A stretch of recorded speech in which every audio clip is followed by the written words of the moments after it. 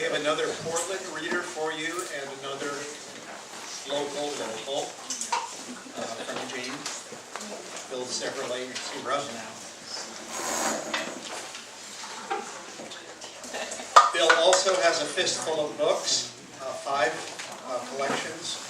The most recent is Steptoe Butte, and the one before I had the pleasure of publishing under a Trap Rock imprint, Clearwater Way. And if you know either one of these books, you know that Bill is very interested in and very knowledgeable about places, particularly his home area, everything along the Columbia. He'd be a great person to travel by car or boat up the Columbia. He knows every milepost, every stone, every burial place, every old Indian village, and so forth.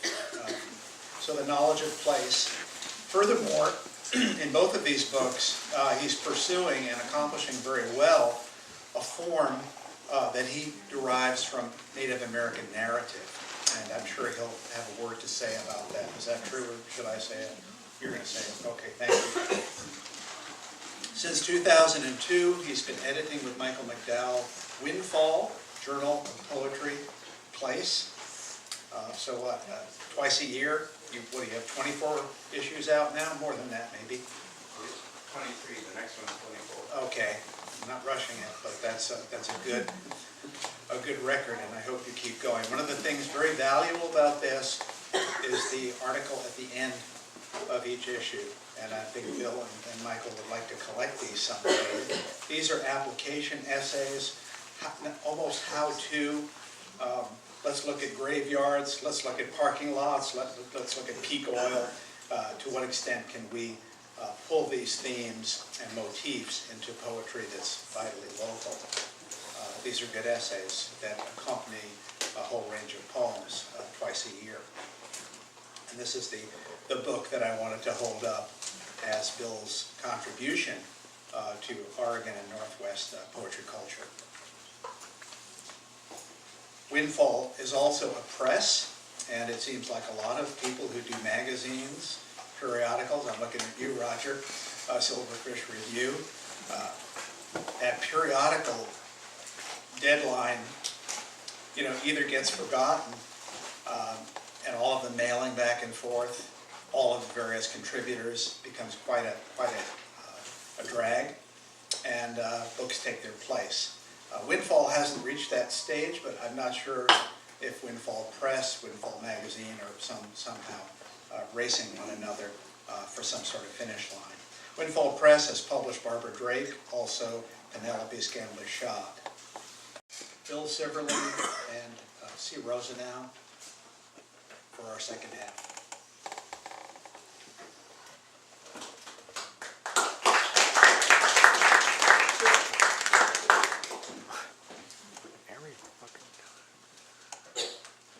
Thank you, and thanks to Tsunami, and to the fine readings we've heard so far, and we'll hear from C as well. Thank you, Maggie and Ingrid. This is a book called Steptoe Butte that I published myself on Windfall Press last March. Steptoe Butte, as a lot of you know, is a butte in eastern Washington. It sits right in the middle of the Palouse country, right near Colfax, not too far from Colfax, between Colfax and Spokane. And it's sort of isolated out by itself. And it is the oldest geological structure there. It's like 600 million years old. And it's, we just see the top of it, really. All the dirt and loess that is gathered. It started when all the continents were together in Pangaea, okay, and rose up on the western edge of Pangaea, and then as the continent split apart, it rode all the way across. And so I wanted to name a book after the oldest thing I could think of. That's an old poetic interest, right? Naming things after constellations. And Edmund Spencer's Epithalamium was constructed as on constellations because they're permanent. Attach yourself, Nothing lives long except the mountains and the rivers, is an old saying. Well, and there's other things about Steptoe in here. Every poem I'm reading tonight is 21 lines long. And it's a form I developed about at the end of the last century. And I've been working with it all through this century. And when you develop a form like this, right, in which, as Eric mentioned, I developed it from Native American myth-telling structure. But also, the Iliad takes the same form. It's common in oral poetry, in which everything builds up to the middle, not to the end, as we conventionally do, but up to the middle, and then away from the middle, in parallel form. Stanza 1, stanza 5, parallel, stanza 2, stanza 4, parallel. Right? And so parallelism is the soul of oral poetry. We've sort of forgotten it, or we've reduced it in many ways to things like rhyme and meter, right? But as Robert Bringhurst said, that's when we started farming our verse in neat rows. But actually what is parallel really is theme, right, and image that ends up as parallel. That's hard to understand without looking at a bunch of poems. Here's the first poem in the book called Prelude, Inheritance. And it's for Barbara Drake, who's a close friend. And the you at the end of the poem is Barbara. The Siverly Farm lay on a floodplain between the Iowa and Mississippi. Rich bottom land near the village of Oakville, where my father was born.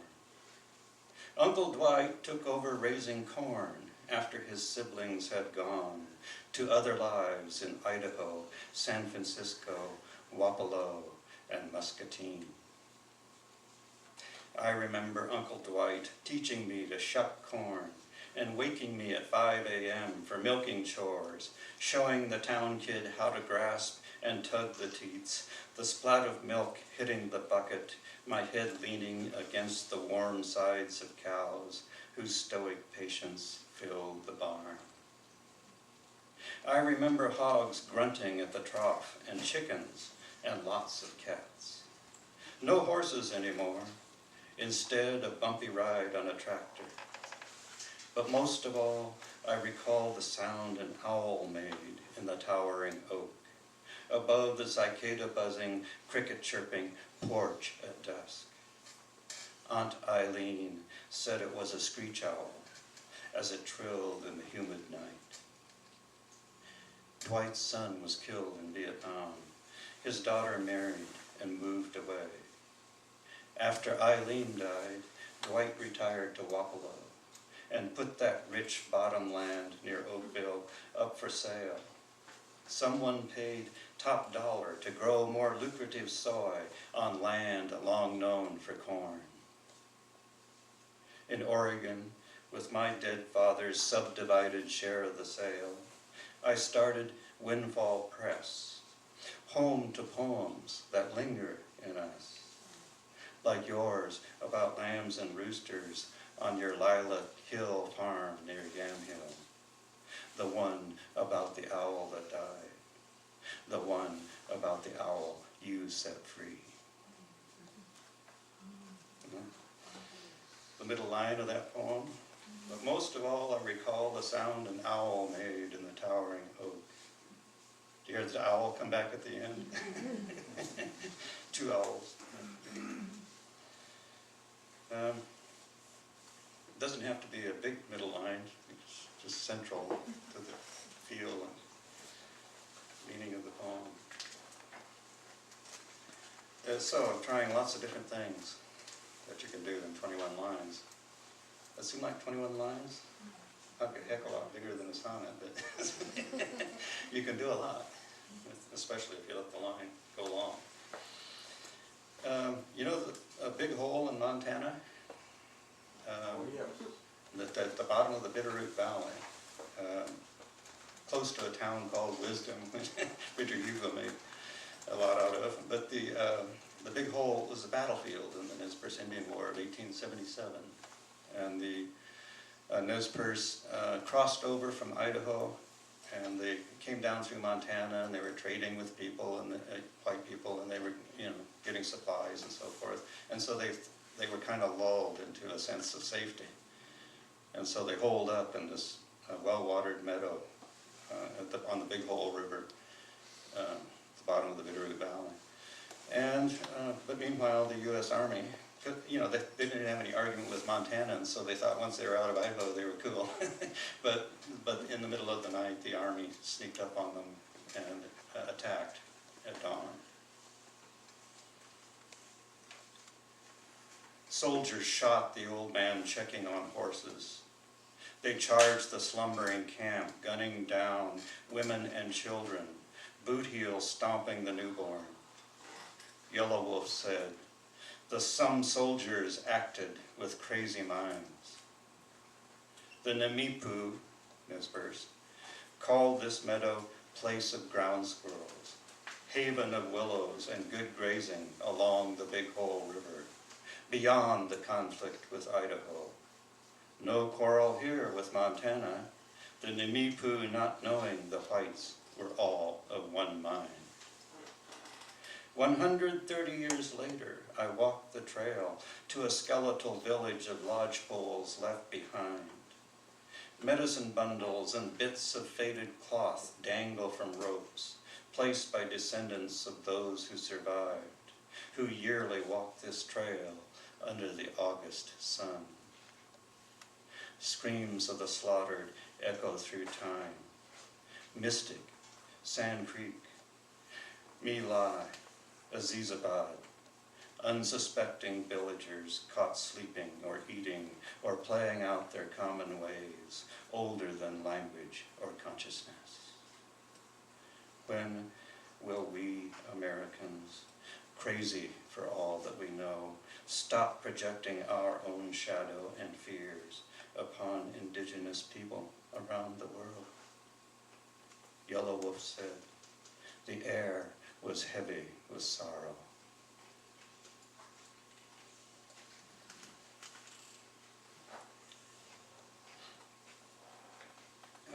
Like Ingrid, I've got connections to Germany because I'm married to a German.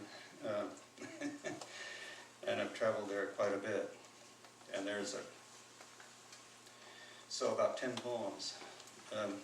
And having traveled there so much, there are parts of it that I know as well as here. So it's irresistible to be writing about it, even though the material may seem strange sometimes to American readers, especially given all the stereotypes about Germany that we inherit. And but there's a whole huge culture that happened in Germany before Nazis. And it's that I like to look into. And there was a poet I really got interested in named Friedrich Schilderlin, who lived actually 1770 to 1843. In 1802, he was working in Bad Homburg, which I've also explored a lot because of him, and I had relatives living there for a while, so I just sort of stumbled onto Holderlin's house there and everything. Because, of course, in Europe, they always have a plaque up. The poet lived here for 2 years, right? And that's about what Holderlin did before he himself kind of had a crack up. And they bundled him into a carriage and took him off back down to his hometown in Tübingen. And he went through some terrible experiences in the primitive way of handling people who had crack-ups in those days, mostly putting them into solitary. But he managed to come out of that okay, and his family, he was given like 2 years to live because he was so crazy. And so his family put him into this tower on the edge of the Neckar River in Tübingen, and you can visit it today. There's a recreation of it. The original one burned down in 1870, but there's a recreation, and it's an interesting thing to see. You get kind of an idea of that. He lived there for the last 36 years of his life. You know, he didn't die in 2 years. He lived for another 36 years. So the poet. A sunny morning, this is called Afterlife, I'm sorry. A sunny morning in Tübingen, we flag a taxi to the Yellow Tower, a replica built after the first one burned in 1870. Declared incurably mad, the poet lived there 36 years, under the care of Herr Zimmer, the carpenter who locked the doors. The Neckar slides by as muddy as in Hölderlin's day, when his windows looked out on a meadow on the opposite bank. He relished each spring's return with thousands of wildflowers, the meadow now a shady park where confident families play. Zimmer confiscated the poet's working papers, leaving him nothing to do. Pacing his small, round room, he fell inward, talking to himself, and over the years, light faded from his eyes. Incoherence overcame his mind, and he could not finish a thought, though he dashed off deft, impersonal poems, one on a piece of wood. When far the dwelling life of man into the distance goes, he wrote in his last lines, then heaven's radiant height crowns man as blossoms crown the trees with light. We dwell in dark enigma that allows our eyes to see. The tower closes at noon, so we tarry on the medieval wall, overlooking pleasure boats tied up along the quay. A light wind springs up, and somewhere from the town we hear the creaking of a chain that holds a swaying sign we cannot see.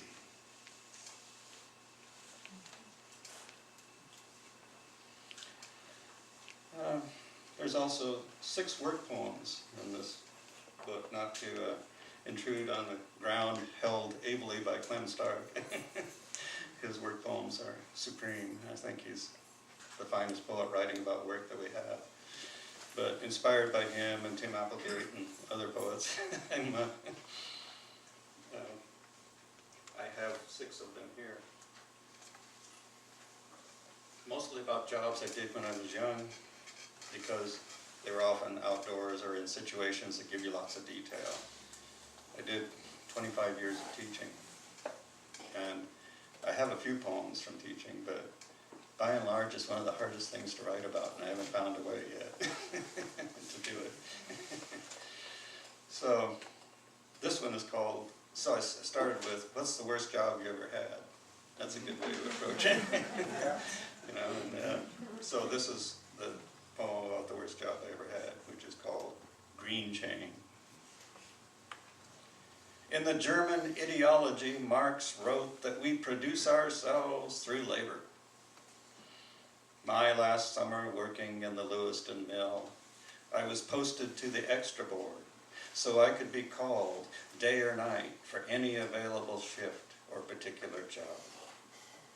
I did all kinds of jobs, including 2 weeks of graveyard inside a dusty, sweltering tower atop the stacker, jumping down, laying out strips of lath, then hopping out of the way before the next layer of boards rumbled down. Green Chain was feared by all of us on the extra board. For a straight 8-hour shift, we stood beside the chain conveyor, jerking 4 by 8 foot sheets of plywood, oozing wet, onto platform carts, slamming the iron stanchions with a clang. Green Chain sometimes brought us long, wet boards, heavy as God. My father believed hard work built character in his kid, so he picked me up at the mill gate, grinning like morning sun. Every cell in my body screamed with pain. My arms hung on the car seat like pounded meat, my brain bruised with exhaustion. Even then, I knew I was only a temporary tool, and someday most jobs on the extra board would be done by machines. Green Chain was so hard, we were not expected to live. If labor was how I produced myself, I wanted a different job.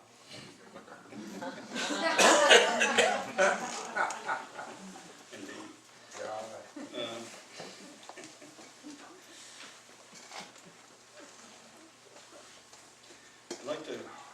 book for a moment and go to a couple of poems I've written in the meantime. I was in Germany this summer. It was a great trip. Saw things. Every time I go back there, I see things I haven't seen because it's such a complicated. You go over the hill and you're in a different dialect, different tradition, different religion, different this and that and the other. And so I keep finding more stuff in places that I've been to dozens of times because my in-laws all live in the same places. But they're scattered all over Germany, so I have a good excuse to go everywhere. And this last summer I found myself in the Munich airport.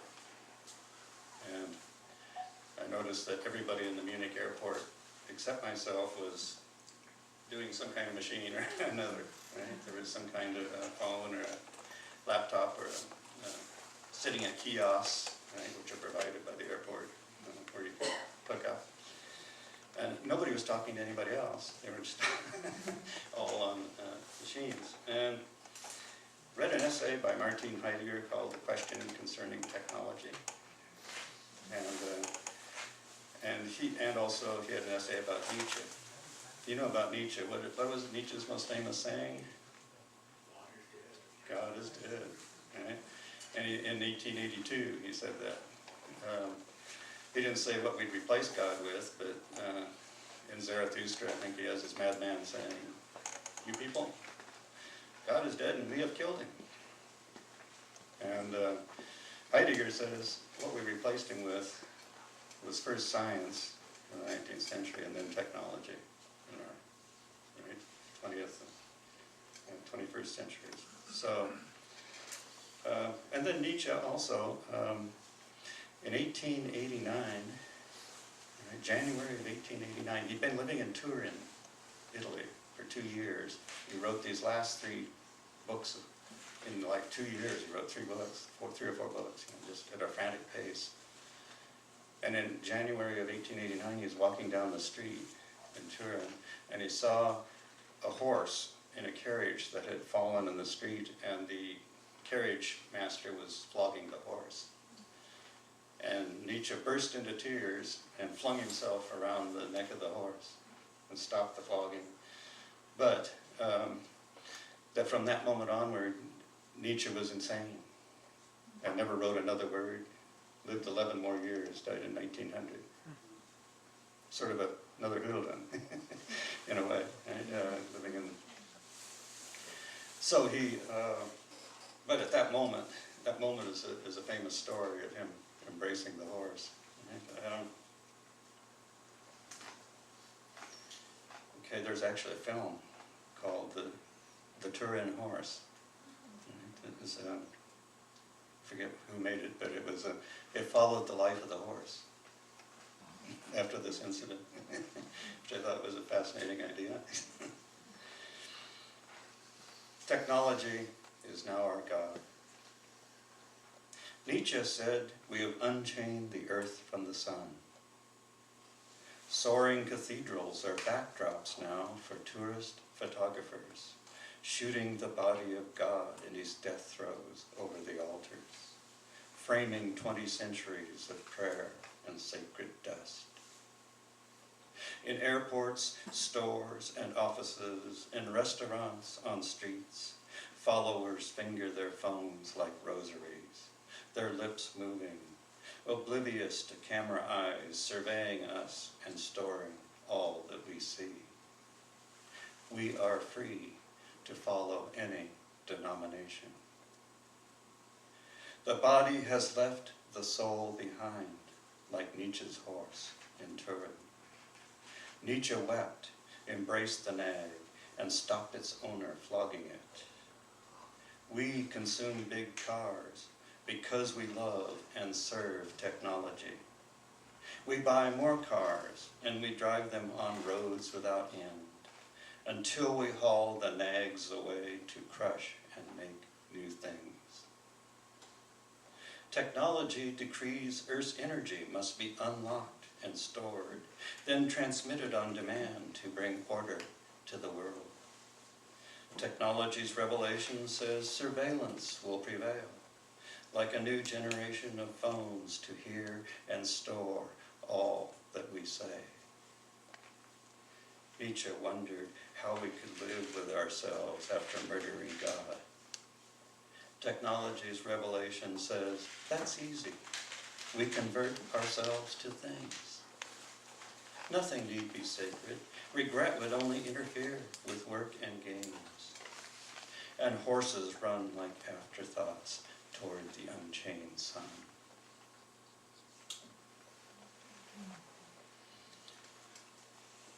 It's not a critique of technology. It's a description of how it works. I'd like to end with a love poem, which is timely. It's written about a year ago, and it's called November Home, so it's very seasonal as well. Fog hangs in the branches, veiling yellow maple leaves. Above the damp ground, wood smoke adds its caustic bite to fog. Grown daughters with their miseries of loneliness in marriage pause briefly in the driveway and then fly off on their long migration. Alone at last, we spend the afternoon nesting in bed. We find refuge in old marriage, coming home from previous lives. Our hands of their own accord follow the intuition of skin as if our bodies had known each other long before we met. Early darkness surrounds us like the breath of large animals. Eyes and thought shut down, we fly with unconscious abandon. Your archaic smile just after sex is always the same. Ancient wisdom shines in your eyes and hair like a winter moon as the pair of us glide to earth on synchronous wings. Rain returns like a revenant visitor peering in windows. It rains gently on the town, Rambo said in a previous life. Time transforms everything, but in our hands, time comes to a standstill like the chime of a clock at 1. Mist hovers in the evergreens, then drifts away on autumn winds. Against the damp chill, we light a fire under a fir log. We read and talk and savor autumnal peace, karma complete. We have found what it means to live on earth.